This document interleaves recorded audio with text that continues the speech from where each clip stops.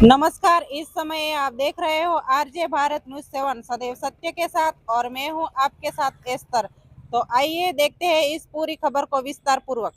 आज रोज दाहोद शहर में आगामी गणपति उत्सव निमित्ते निकलनार शोभायात्रा एमનું આગમન વિસર્જન આ તમામ બાબતો લઈને જે દાહોદના મુખ્ય મંડળો છે એ મંડળના આયોજકો એમના પ્રતિનિધિઓ સાથે એક મીટિંગ કરવામાં આવી હતી। બરાબર, જે મીટિંગની અંદર ક્યારે આગમન કરવાનું છે, વિસર્જન કઈ રીતે કરવાનું છે, આપણે કેવું કેવું ધ્યાન રાખવાનું છે, તકેદારી શું રાખવાની છે, ટ્રાફિક નિયમન બાબતે શું કરવાનું છે, ધાર્મિક વાતાવરણ જળવાઈ રહે, કોમી સૌહાર્દ બના રહે અને લોકો ખૂબ જ ધામધૂમથી ઉત્સાહથી ગણપતિનું આગમન અને તમામ જે દિવસોમાં આરતીથી માંડી જે ધાર્મિક વિધિ થવાની છે તેમને મનાવે તે માટે શું કરી શકાય તે માટે વિચાર વિમર્શ થયો છે।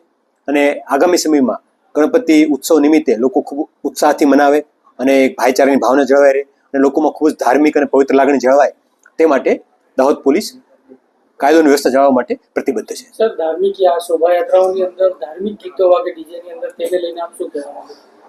ડીજેની અંદર કે સાઉન્ડ સિસ્ટમ, ડીજે તો સુપ્રીમ કોર્ટની ગાઈડલાઇન્સ મુજબ ડીજે તો પ્રતિબંધ છે સમગ્ર જગ્યાએ, પરંતુ જે સાઉન્ડ સિસ્ટમ હોય છે તેમાં તમામ આયોજકો પણ બાંહેધરી આપી છે કે ખૂબ જ ધાર્મિક ગીતો વગાડવામાં આવશે અને એ તંત્ર દ્વારા પણ અનુરોધ હોય છે હંમેશા કે ગીતો છે આપણા જે બી કાર્યક્રમ કે પ્રસંગ છે એમાં ધાર્મિકતા દીપાવે, ખૂબ જ પવિત્ર વાતાવરણ ઊભું કરે તેવા ખૂબ જ સારા ધાર્મિક અને પવિત્ર ગીતો વાગતા હોય જેના કારણે લોકોને એક આનંદ આવે અને ધાર્મિક વાતાવરણ સર્જાય, આવો અમારો આગ્રહ હોય છે।